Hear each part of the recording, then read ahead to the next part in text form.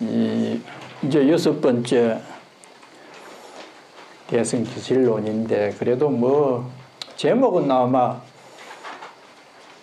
이제는 머리에 익었지 싶어요. 이 기실론 강의를 왜 해야 되고 또 왜 들어야 되는지, 우리의 실질적 삶에 어떤 영향을 미칠 수 있는지, 부처님이나 마명의 말씀에 귀를 기울이지 마시고 우리들의 일상생활에서 일어나는 마음을 바탕으로 해서 부처님의 말씀을 조망해보는 그런 것이 불교의 특징입니다. 때문에 이 부처님이 돌아가시기 직전에 대반열반경에서 아란이 묻습니다.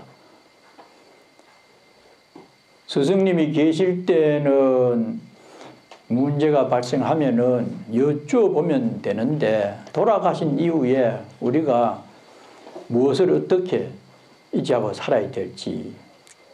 그러니까 부처님께서 이 법 분리인하라. 법에 의지하고 사람들에게 의지하지 말라.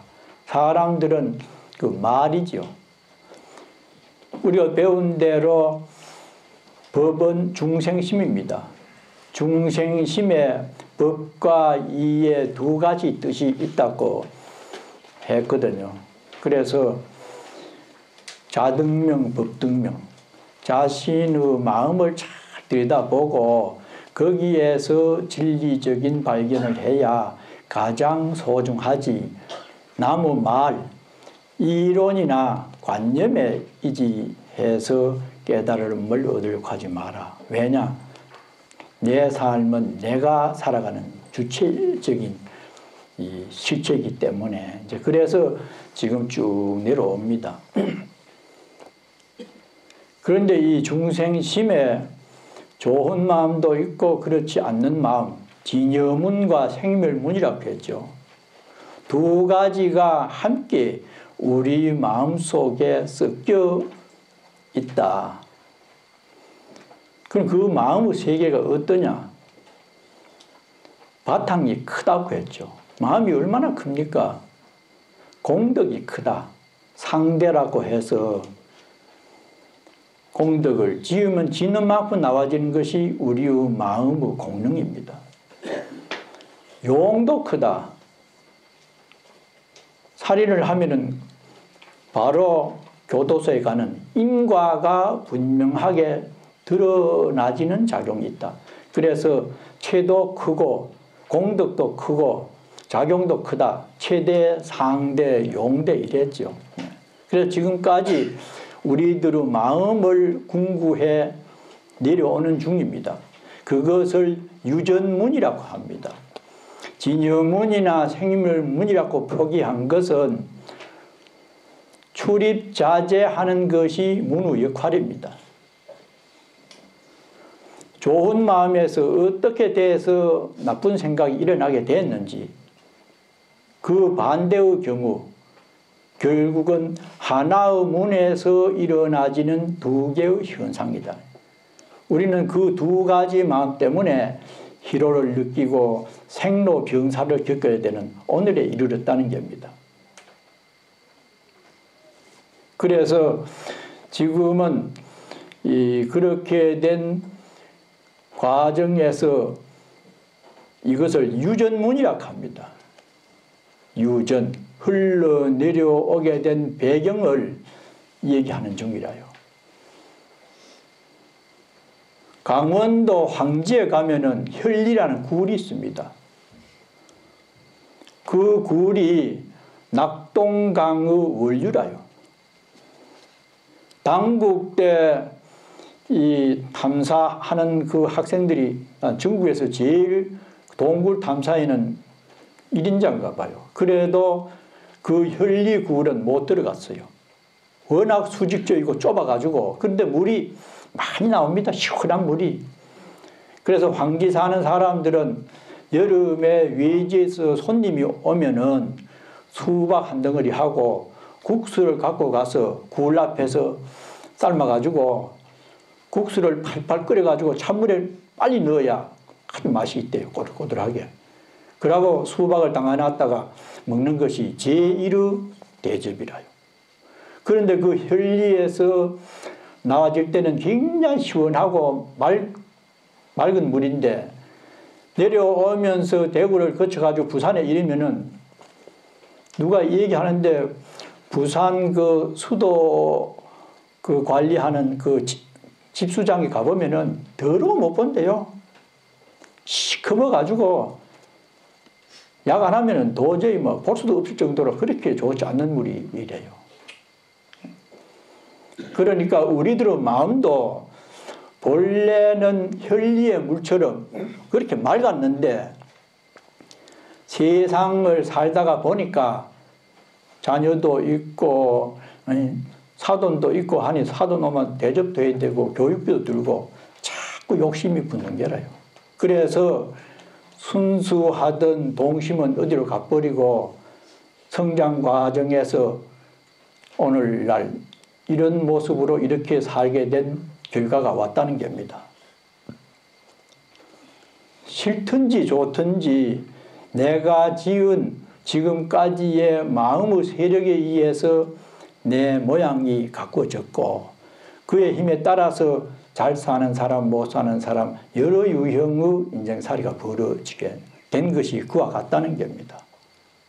그래서 저는 가끔 이렇게 거울을 자주 안 봅니다. 얼굴이 영 시원찮아가지고 자신 있으면 거울을 자주 볼 텐데 또 남이 보는 데는 부끄러워가지고 못 봅니다.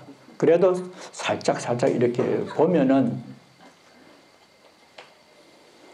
내 모습이 아니라요. 내가 생각하는 나는 따로 있는데 내가 왜 이래 생겼는고 이상하다.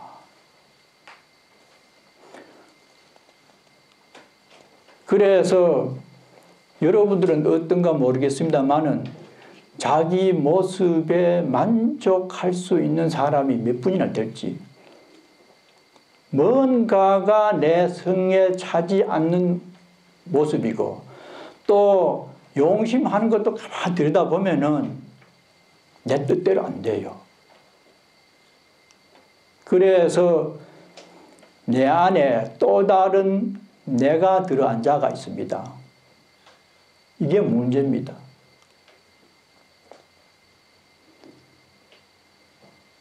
내 뜻대로 되고 내 모습이 내 생각과 일치가 돼서 만족하면서 살아야 되는데 물질적인 것이거나 상대적인 어떤 만남에서 오는 대상에서나 뭔가가 내 마음에 내키지 않는 모습과 내용이 있는 것이 결국은 혈리에서 물이 내려오다가 자꾸 잔물이 섞여가지고 탁해지듯이 우리가 살아난 과정에서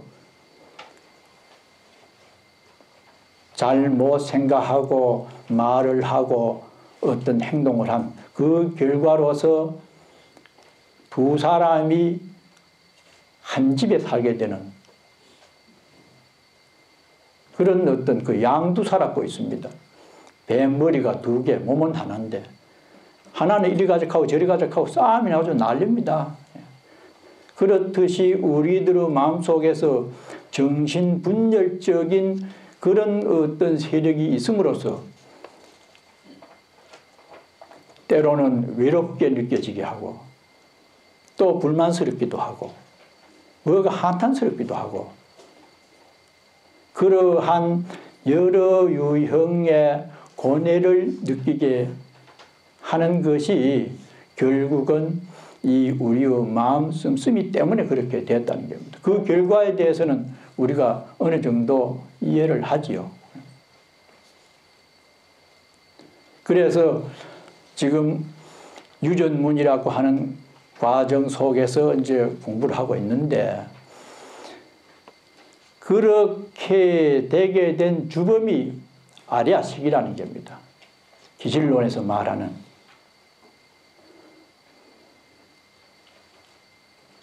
그 근본 원인이 어떻게 생겼고 어떤 세력을 갖고 있기 때문에 우리를 힘들게 하고 있는지 그것을 알아야 해결할 수 있는 힘도 나온다는 거죠.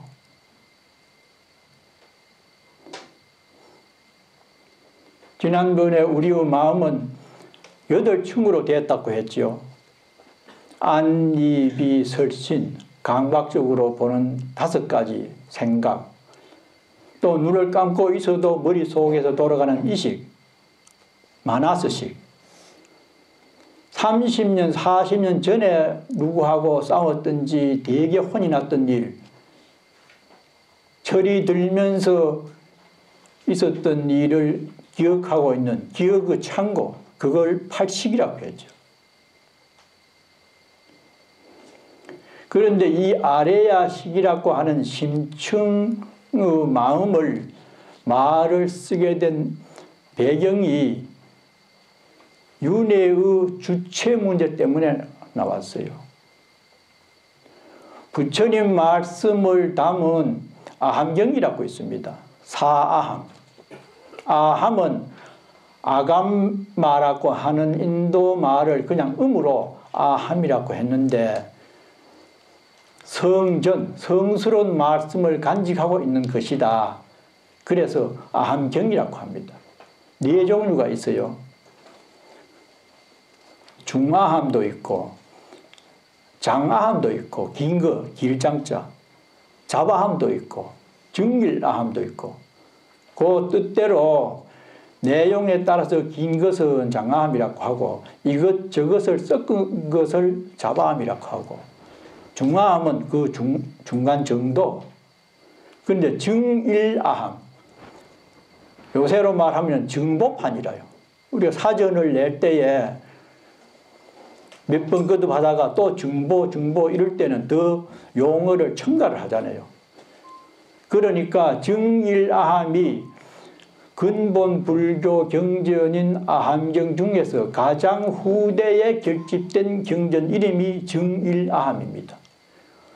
그 아함경에 비로소 아레야라고 하는 용어가 나온대요. 그러니까 대승불교가 일어나기 직전에 언급된 용어가 아레야식이라고 하는 거라요. 보통 인도에서는 윤회를 인정을 하는 그런 습속이 있었답니다. 인도에 가보신 분은 아시겠습니다만은 날은 덥고 물은 없고 참 살기가 힘듭니다.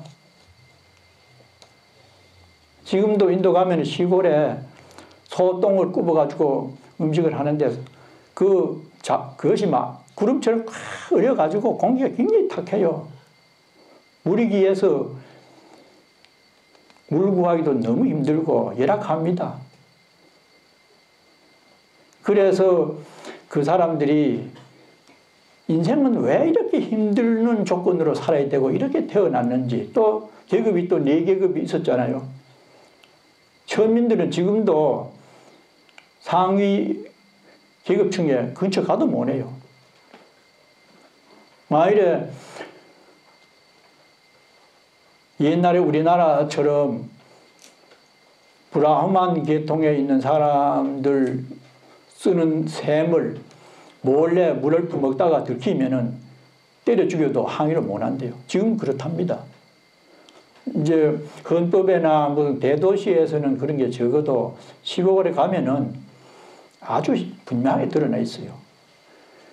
그러니까 2500년 전에는 어떻게 했겠어요? 그 천민들을 천대하는 그런 것들이 대단했죠. 그러니까 그런 사람들은 도대체 나는 왜 이렇게 태어나서 이렇게 살아야 되는가? 그런 것들이 굉장히 심했답니다.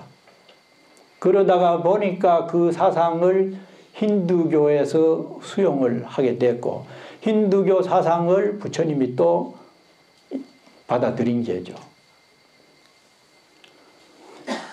그런데 부처님 말씀 중에 근본적으로 3법인이 있잖아요. 첫째는 재행무상이다.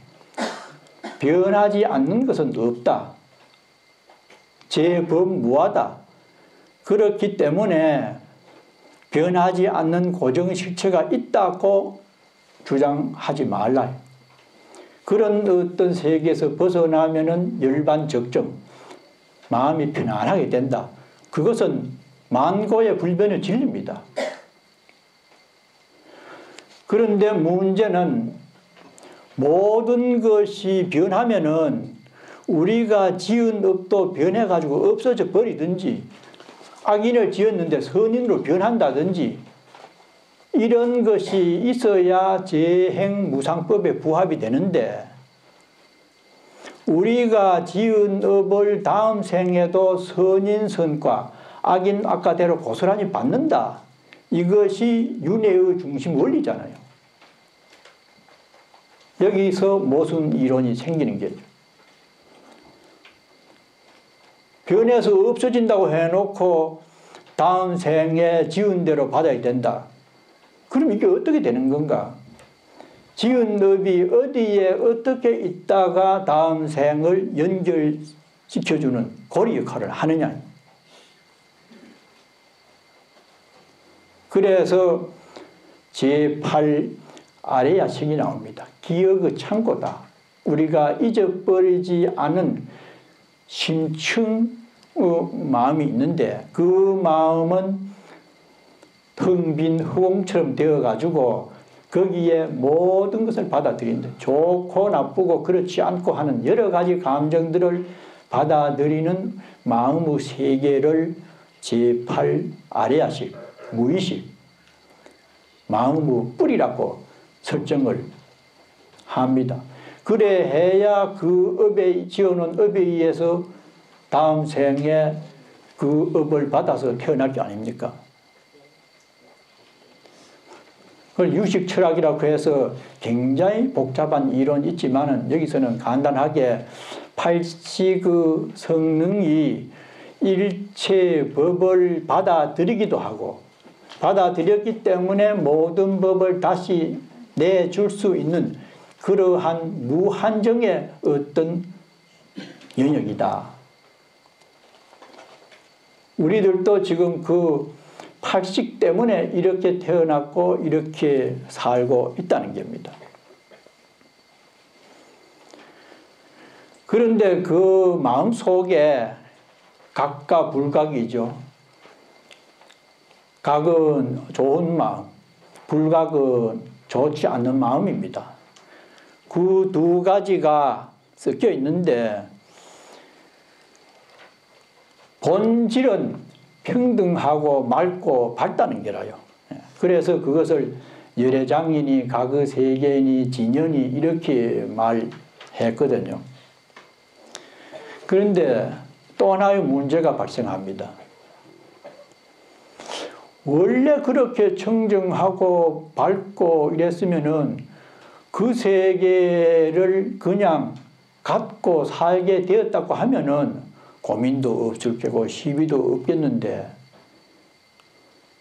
어째서 우리가 이렇게 힘들고 때론 남이 믿고 나를 내 스스로가 들뽑고 하는 이런 좋지 않은 세력이 있게 되었느냐. 이것이 무명 때문이다. 팔식하고 무명, 오늘 말하는 이 훈습하고 불교의 굉장히 핵심적인 내용입니다. 원인이 무지 때문이다. 누차 말씀드린 대로 무지의 내용은 무엇이냐? 인간의 생명이나 살아가는 원리, 진리를 바르게 이해하지 못한 미세한 정신작용, 이것을 맹목적 충동이라 이래 요새 사람은 표현을, 스즈키인가 그 사람이 그렇게 표현을 했대요. 왜 그런지 나도 모르게 좋지 않은 한 생각이 나지는 그 뿌리는 진리를 모르는 무명의 세력 때문이다. 무명은 밟지 못한 게죠. 방이 캄캄하다가 그때는 헤맵니다. 더듬더듬 들어가다가 스위치 딱 올리면은 밝아서 편안한 마음으로 들어가잖아요. 그와 같다는 겁니다. 그래서 어두움의 세력으로 말미암아서 지금까지 우리가 살아온 어떤 생활 양태로 인해서 들어는 많은 힘을 들게 하고 짜증을 나게 하고 외롭고 슬픔을 야기시키게 하는 그런 일들이 발생이 되었다는 겁니다. 그래서 기실론에서는 그 말을 이 열애장고로 열애장을 이지하는 까닭으로 생멸심이 생겼다. 참된 마음을 이지해서 어두운 마음이 생겼는데 그렇게 된 그 밑바닥에는 무명이라고 하는 좋지 못한 한 생각이 영향을 미쳐서 그렇게 되었다는 겁니다. 왜 그래 됐느냐? 홀연이 일어났다는 겁니다. 모르니까 일어날 수밖에 없지요. 그런데 그 세력이 일어나가지고 그냥 잠잠하게 있는 게 아니라요. 눈을 굴리면은 요새는 참 눈 굴리는 것도 우리는 잊어버렸는데 어릴 때 눈 굴려 보면은 녹을 때쯤 되면은 자꾸 눈덩이가 붓습니다. 흘하고 녹으면서 섞여가지고 자꾸 커지죠. 이 무지의 세력이 그냥 있는 게 아니고 자꾸 굴러서 크게 만드는 것이 또 문제라요. 우리 2살, 3살 때는 모두가 얼마나 순진해요. 성장하면서 자꾸 문제가 커집니다. 그러나 어른들은 그 세력에 더 휩싸이지만은 젊은 사람들, 돈을 얻어 쓰는 사람들은 덜해요. 왜냐? 부모라는 버팀목이 있기 때문에. 그래서 데모를 하고 정의를 부르짖고 야단을 하지만은 그렇게 불만을 하던 사람들이 가정을 가지면요. 데모 안 해요. 왜? 할 새도 없고 살기 지금 바쁜데 어디 가서 데모하겠어요.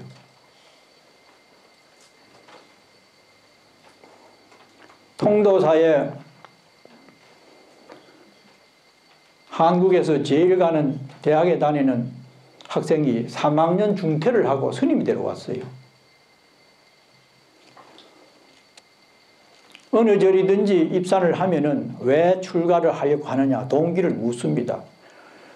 일시적인 충동으로 왔는지 사업에 실패를 했는지 무엇 때문에 왔기에 이 사람이 저기 오래 있을 수 있는지 그래서 사적인 일이지만은 왜 머리를 깎으려고 하느냐 묻습니다. 이 학생은 못 들어가서 난리인데 그 좋은 대학을 왜 중퇴를 하고 저리 왔느냐. 저는 세상이 싫습니다. 돈도 싫고 어머니가 싫습니다. 그래서 이 꼴 저 꼴 안 보고 수도하려고 저리 왔습니다. 구체적으로 얘기해 봐라. 서울에서 조그마한 슈퍼를 한대요. 그런데 가끔 자기도 이제 대학생이고 하니까 시간 있으면 가게를 보는데 동네에 어려운 사람이 물건 사러 와가지고 이거 조금 깎읍시다 하면은 자기 엄마가 아이고 그거는 본전이 얼마를 들어오는데 얼마를 받아야 본전밖에 안 되고 거짓말 한대요. 보통 그러잖아요. 그럼 자기는 얼마 들어와서 얼마 나가는 거 알고 다 그러는데 그래서 이 학생이 영리하고 진실해가지고 그런 말을 하는 엄마가 마음에 끓이겠대요. 계속 그러길래 어느 날 돈계산을 다 하고 나서 어머니요 그런 말씀을 좀 안 했으면 좋겠습니다. 오늘 아침에 그렇게 일찍 온 사람은 얼마나 어렵게 삽니까? 나무 새 빠져 살면서 애들 많고 이러는데 그런 사람을 믿지만 않으면은 안 됩니까? 그런데 왜 만약 믿진다 하고 거짓말 합니까? 나는 그 마음이 불편합니다. 아이고 야야 넌 아주 몰라 그렇다. 세상 살아봐라. 응? 내가 그래 안 하면은 네 학비를 어떻게 되고 옷을 어떻게 사주고 현실적인 얘기를 하잖아요. 어머니 그래도 나는 싫습니다. 우리 살만 안 합니까? 그런 사람에게는 이익을 덜 남가도 안 됩니까? 가만 보면은 그때는 네 생각도 그렇지만은 하면서 자꾸 욕심적으로 얘기를 하고 실제로 또 그러더라는 거예요. 몇 번 그래도 안 돼서 자기 생각에 어머니가 거짓말을 해서 이익이 되는 돈으로 내 책을 사주고 내 학비를 댄다고 하면은 내 공부도 결과가 그렇게 나오지 않겠느냐. 나는 그 돈 받아 공부하기 싫다. 입산해서 마음 공부를 하고 진지하게 살겠다. 그래서 그 담당하는 스님이 그 얘기를 듣고 나니까 1년만 있으면 대학을 졸업을 하고 이러는데 설득을 했어요. 들어가기 힘드는데 아직까지 시간이 있으니까 만일에 그렇다고 하더라도 일단 대학은 졸업을 하고 들어오면 어떻겠느냐. 그래 제의를 하면서 그 부모님에게 전화를 했어요. 그리고 부모들은 깜짝 놀랐죠. 아, 뭐 글자 하나 안 써놓고 행방불명이 됐으니까 부랴부랴 왔어요. 내외관에. 그래서 뒷방에서 그 얘기를 사실대로 스님이 중재를 하면서 얘기를 합니다. 부모들이 막 싹싹 빌다시피 참아 잘못했다. 앞으로 안 그럴게. 같이 가자. 그래서 서울에 가서 학업을 계속한 그런 일이 있거든요. 그러니까 부모가 보는 관점은 이미 책임감이 있기 때문에 욕심으로 세상을 바라보고 거래를 하지만은 젊은 층은 덜하다는 거죠. 그래서 그렇게 계속 욕심을 피우게 될 수 있는 하나의 인연을 훈습이라고 합니다. 기실론에서. 훈습. 거기에 나오죠. 훈습 이론이 방에다 스님들이 가사 장삼을 걸어놓고 만일에 담배를 피운다. 그러면은 장삼에 담배 냄새가 배입니다. 그렇다고 해서 장삼이 찢어지거나 색깔이 변하거나 그건 아니라요. 분명히 냄새는 배이죠. 훈습, 훈은 연기를 낸다는 말이고 습은 습관을 반복한다는 거기가 작은 참새가 기두자거든요. 밑에는 흰백자입니다. 어린 새들이 엄마를 따라서 날기를 연습하는 것이 습자입니다. 그 파자를 해보면은. 그러니까 영향을 주고 받을 수 있는 반복적인 행위를 훈습이라고 합니다. 그럼 만일에 내가 장삼 입고 나왔는데 어떤 예민한 사람이 기우스님 장삼에 담배 냄새가 나네. 담배 피우는가 봐. 말은 못 해도 그렇게 생각할 수 있잖아요. 그러면은 그 사람이 나를 의심을 하게 되는 동기가 되죠. 때문에 무지라고 하는 한 세력이 나와서 익히고 보고 듣는 과정에서 서로 영향을 주고 받는 그 어떤 작용을 훈습 내용입니다. 재미있으면 자꾸 하고 싶잖아요. 그런데 재미만 있어 그런 게 아니고 나쁜 것도 나쁜 사람들은 반복합니다. 반면에 나쁜 사람들이 한 생각을 내서 좋은 법을 얻으려고 하는 훈습도 있고 그 반대의 경우도 있습니다. 그래서 훈습 이론은 굉장히 다양하고 여러 가지 방향으로 서로 주고받는 거래를 하면서 영향을 주고받아서 오늘 우리가 살아온 정점에서는 무지와 훈습의 세력이 함께 어울려진 결과입니다. 우리의 모습이나 못마땅해 하는 그런 내용들이. 훈수. 그리고 그 훈수이라고 하는 그 어떤 향기, 그 냄새가 식체가 있는 것도 아니잖아요. 그렇지만은 영향은 미쳐서 내 장삼에서 담배 냄새가 나도록 하는 실질적인 그런 작용을 한다는 게죠. 그렇기 때문에 유심소연이다.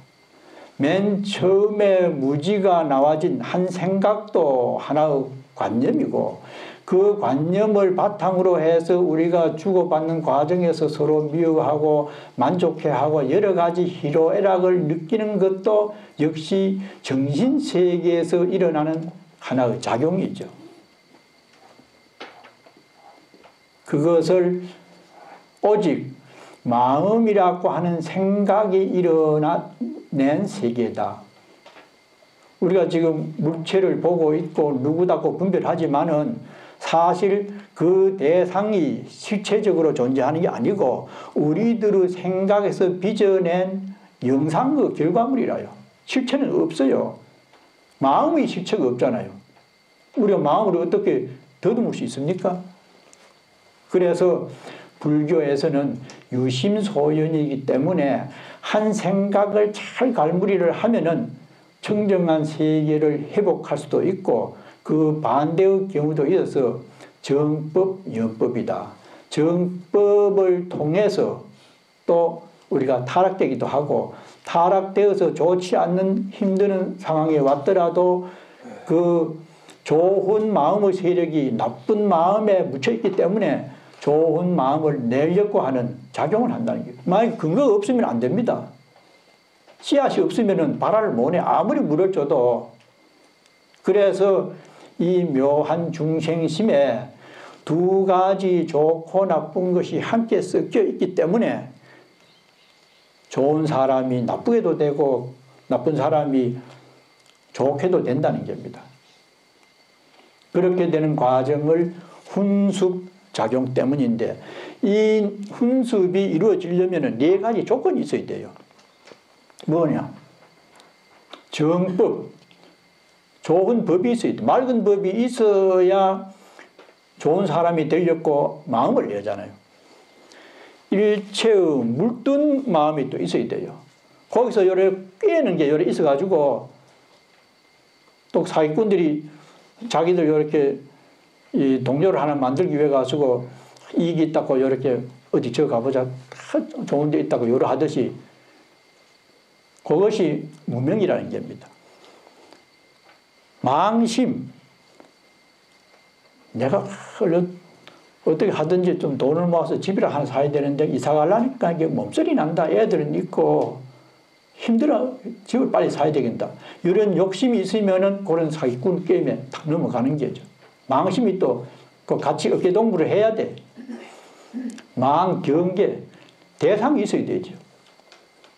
그래서 이런 네 가지 조건이 함께 어우러져서 우리들의 삶을 유도를 하고 또 자기 의도대로 좀 흐뭇하게 살아갈 수 있는 경우도 생기고 또는 힘들게 사는 그런 일도 생기게 된다는 겁니다. 그렇게 되는 구체적인 과정을 지난번에 약간 언급을 했습니다만은 3세 육추라고 과정이 쭉 내려옵니다. 우리 어릴 때부터 어떻게 돼서 전생부터도 우리가 유출할 수 있고 금생에도 태어나서 지금까지 제일 주범은 무명이죠. 우리를 태어나게 한 원초적인 세력은 무명입니다. 무지. 그래서 인도 사람이나 우리들이나 때로는 부모를 원망을 합니다. 나를 이렇게 낳았는고. 좀 더 멋지게 안 낳고 힘들게 살아가기 이렇게 낳았는고. 이러다가 보니까 자연스럽게 과거를 회상하게 되고 과거를 얘기하게 되는 그 세력이 그것이 이제 무명이라는 겁니다. 이것은 한 생각이 일어나는 순간은 굉장히 빠르답니다. 주객 분별 이전의 생각이다. 이것과 저것이 일어나기 전의 일념이니까 거기에서 주관이 생깁니다. 내락하는 게 내가 오늘 어디 간다, 블루마운틴 간다 했을 때 내락하는 생각이 나고 블루마운틴이라고 하는 목적지가 의식 속에 딱 떠오르잖아요.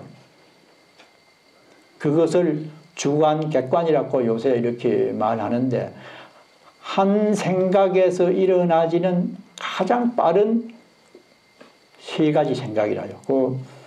여기 무의식 세계에서 일어나는 미세한 생각이기 때문에 부처님 정도가 돼야 이 생각이 일어나는 과정을 알고 끊을 수가 있답니다. 그래야 완전한 정각이 되지.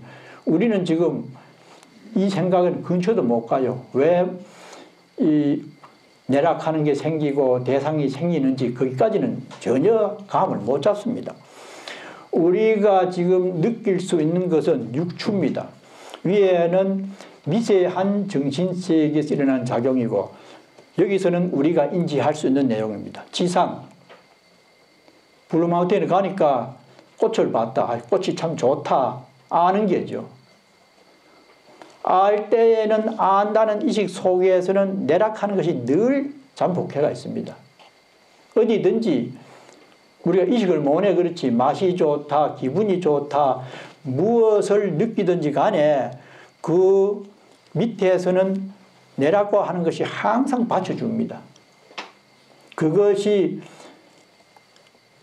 칠식, 나를 주관하는 아견, 나의 견내, 아애, 나를 사랑하는 마음, 아치, 아만, 교만한 것, 이런 것으로 점철되어 있다고 했죠.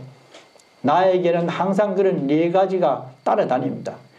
그것이 자존심이라고 하는데 그것 역시 무지에서 나와지는 생각이기 때문에 허망한 겁니다.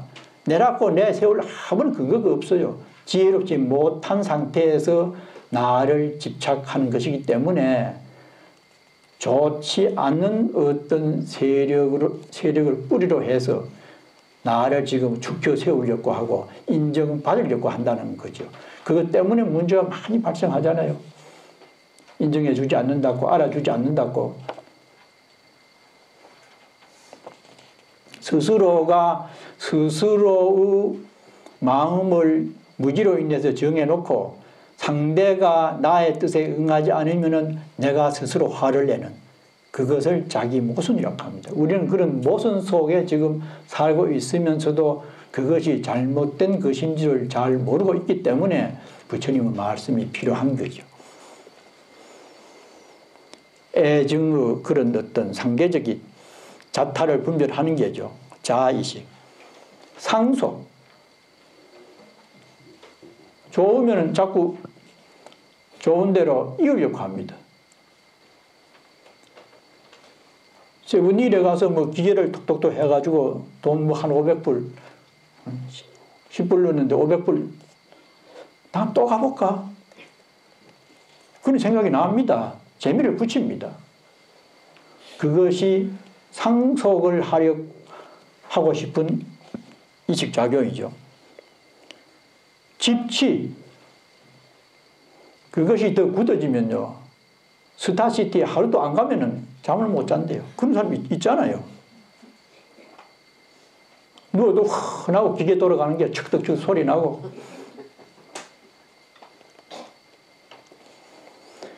그 다음에는 계명자.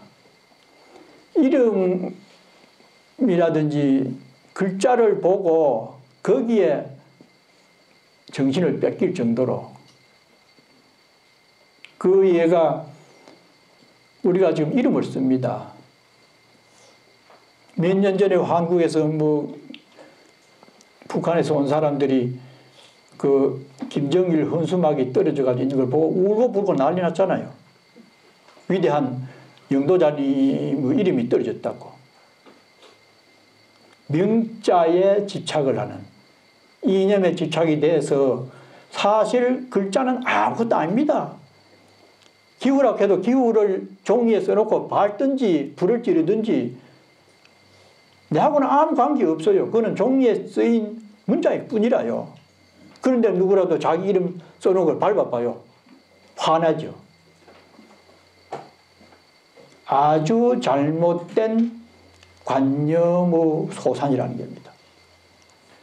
내가 주체적으로 내 마음을 잘 다스리고 떳떳하게 살면은 내 이름을 써놓은 그것을 뭐 화장실에 넣든지 찢어버리든지 그거는 종이고 글자잖아요. 그런데도 우리들은 지금 그렇지 않은 상황에 젖어 있을 정도로 무지의 세력이 훈수로 인해서 왜곡된 자기를 바라보고 있다는 겁니다. 기업, 누가 밟았다. 이름을. 왜 내 이름을 짓밟아? 싸움이 일어납니다. 멱살을 잡고 코피가 나고 행동으로 일어나는 겁니다. 거기서 구업, 신업이 발생이 되죠. 요걸 하고 주먹질이 오가니까 저 위에는 이업이 일어났죠. 그 지상상속은 생각으로만 그렇게 돼 있다가 차츰차츰 업이 커져 옵니다. 그것이 유전문에서 일어나는 훈수부 과정을 그렇게 그렸고 실제로 우리가 이해할 수 있는 부분이죠. 잘못되면은. 수보, 경찰이 와서 이제 경찰서 데려가는 거죠. 과보를 받잖아요. 싸우면은.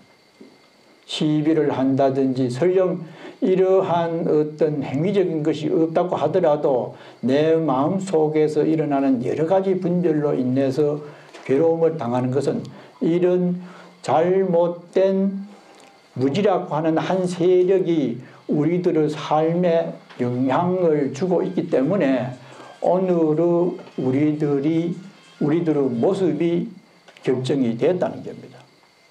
그래서 오늘까지는 조금 딱딱하고 맨날 잘못된 얘기만 해서 마음이 좀 절지 모르지만은 잘못된 것을 알아야 개선할 수 있는 힘이 생깁니다.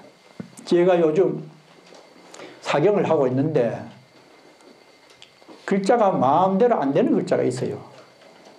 그래서 깝깝해요. 그래서 안 되는 것을 알고 다음에는 요렇게 해보니까 모양이 나요.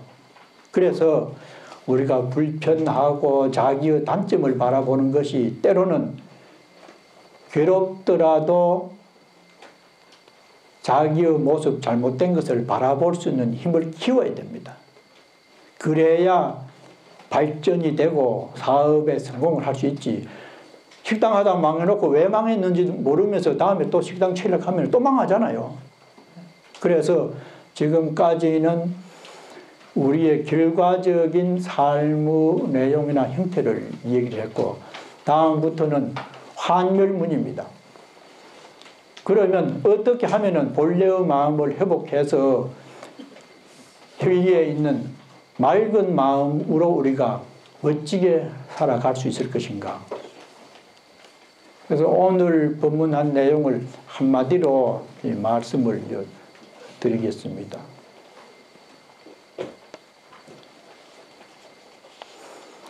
지난 대나무 뿌리에서 새로운 죽순이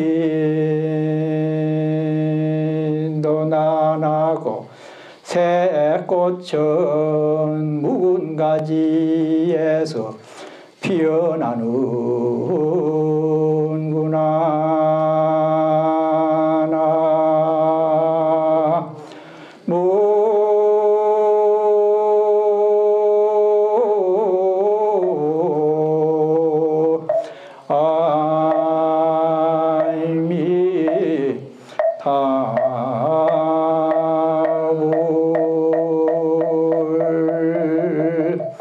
보슬비는 나그네의 길을 재촉하고 바람은 돛단대를 움직이게 하는구나. 대나무가 아무리 빽빽해도 물 흐름을 방해하지 못하고, 산이 아무리 높은들 백운이 흘러감을 방해하지 못하느니라.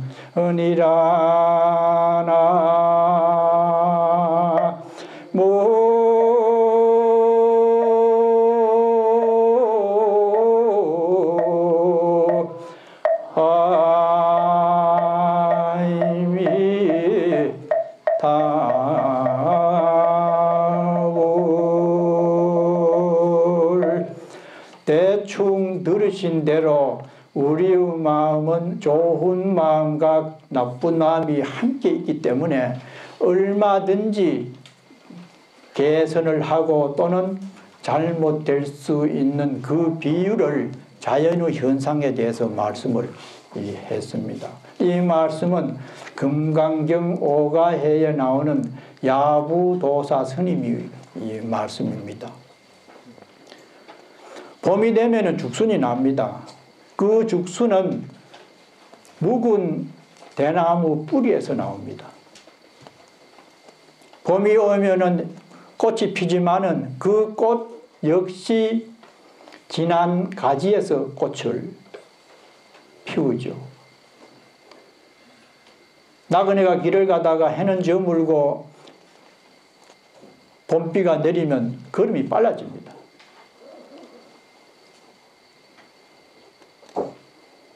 바람이 불어서